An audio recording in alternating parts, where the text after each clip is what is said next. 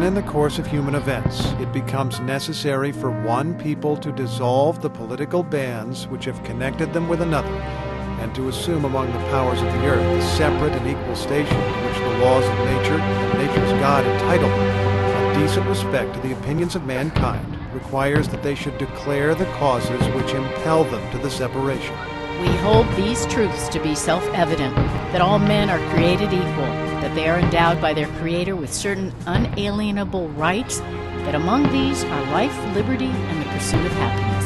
That to secure these rights, governments are instituted among men, deriving their just powers from the consent of the governed, that whenever any form of government becomes instructed on these ends, it is the right of the people to alter or to abolish it.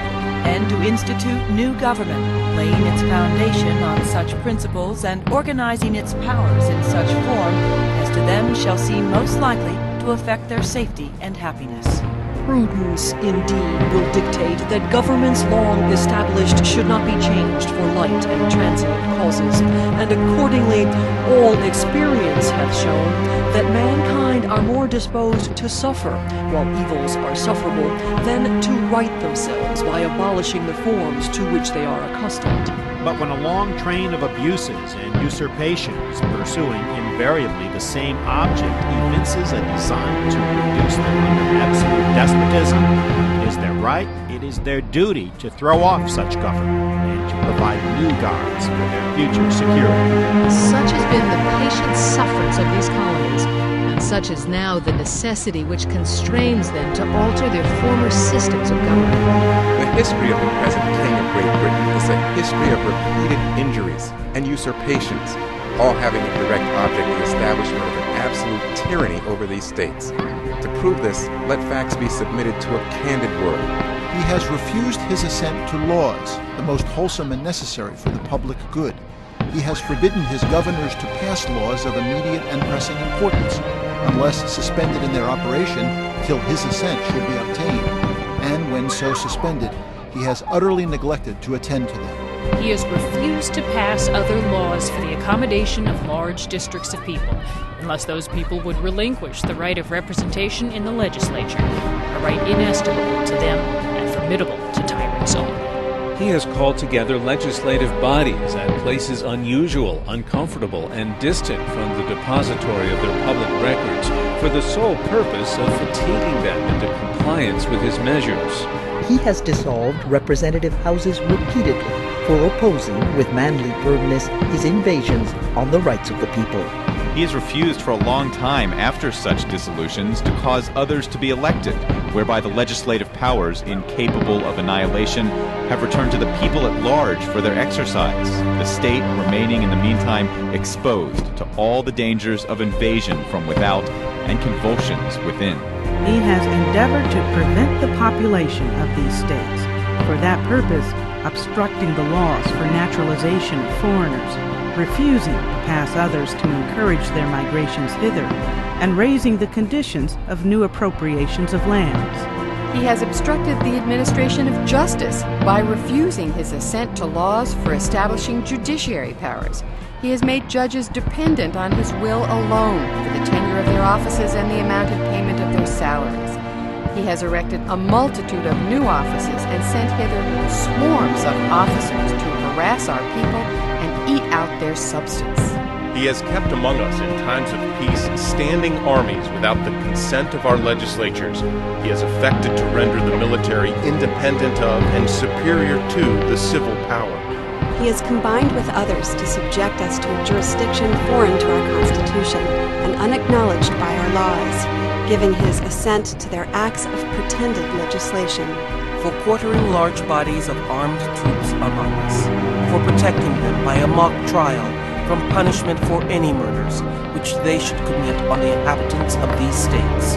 For cutting off our trade with all parts of the world, for imposing taxes on us without our consent, for depriving us in many cases of the benefits of trial by jury, for transporting us beyond seas to be tried for pretended offenses, for abolishing the free system of English laws in a neighboring province, establishing therein an arbitrary government, and enlarging its boundaries so as to render it at once an example and fit instrument for introducing the same absolute rule into these colonies. taking away our charters, abolishing our most valuable laws, and altering fundamentally the forms of our governments, for suspending our own legislatures and declaring themselves invested with the power to legislate for us in all cases whatsoever. He has abdicated government here by declaring us out of his protection and waging war against us. He has plundered our seas, ravaged our coasts, burnt our towns, and destroyed the lives of our people. He is, at this time, transporting large armies of foreign mercenaries to complete the works of death, desolation, and tyranny, already begun with circumstances of cruelty and perfidy, scarcely paralleled in the most barbarous ages, and totally unworthy the head of a civilized nation. He has constrained our fellow citizens taken captive on the high seas to bear arms against their country, to become the executioners of their friends and brethren, and to fall themselves by their hands.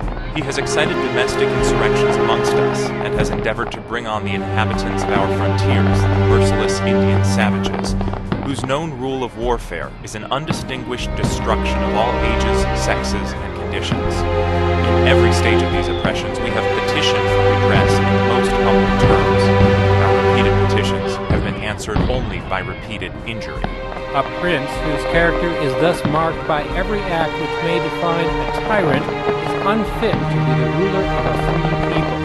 Nor have we been wanting in attentions to our British brethren. We have warned them from time to time of attempts by their legislature to extend an unwarrantable jurisdiction over us. We have reminded them of the circumstances of our emigration and settlement. We have appealed to their native justice and magnanimity, and we have conjured them by the ties of our common kindred to disavow these usurpations, which would inevitably interrupt our connections and correspondence.